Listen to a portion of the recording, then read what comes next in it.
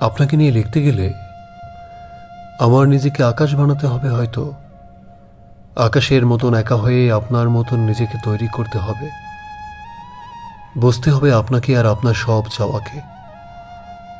অতঃপর আপনাকে হৃদয়ে অমরত্ব দান করতে হবে। জানি আপনি এমনই এক বিশাল, যাকে কেবলই সাগর ধারণ করতে পারে। আপনি এমনই সুনীল, যাকে আকাশই কেবল বুকে ধারণ করতে পারে। আপনাকে পড়তে গিয়ে আমি হয়তো দিন দিন বিশালতায় হারিয়ে যাব। আপনাকে চিনতে গিয়ে আমি হয়তো সাগরের বুকে ঢেউয়ের সাথে মিলিয়ে নেব নিজেকে। তবু আপনাকে হয়তো পুরোটা জানতে পারবো না।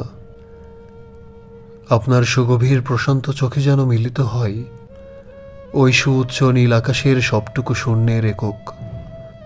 আপনার ঠোঁটে জুড়ে থাকে যেন রূপসী ঝিনুকের সবকটি সফেদ মুক্তার হাসি। আপনার শুভঙ্কিম ভ্রুযুগল যেন বাঁকা চাঁদের ক্ষয়িষ্ণু অবয়ব। আপনার সুকুমার মূর্তি যেন দিগন্ত জোড়া সোনালী রোদের ঝিলিক। আপনার বেদনা ছুঁতে গেলে আমার নিজেকে অঙ্গার বানাতে হবে। আপনার হৃদয় ছুঁতে গেলে আমাকে দিশাহারা এক নাবিক হতে হবে।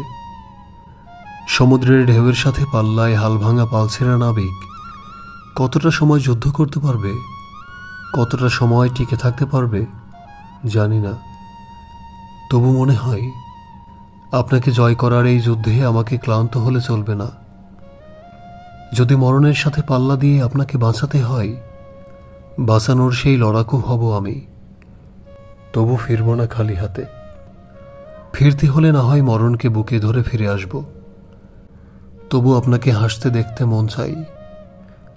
আমি যদি পারতাম আপনার সেই হাসি হতে, তবে হয়তো এই নীলগ্রহে আমার মতন সুখী আর একটি প্রাণীও হতো না। আপনার জন্য প্রার্থনাই বলি, আপনি যেন এক প্রশান্ত আত্মা ফিরে পান, যে আত্মা চিনে নেয় তার শান্তির সুবাতাস, চিনে নেয় সঠিক দিক। কখনো কখনো হাওয়ার দিক বদল হয়। আপনি সেই হাওয়া হবেন না জানি, কারণ আপনি পাহাড়ের মতো হয়ে কঠিন ঝড়কেও রুখে দেবেন, এ আমার বিশ্বাস।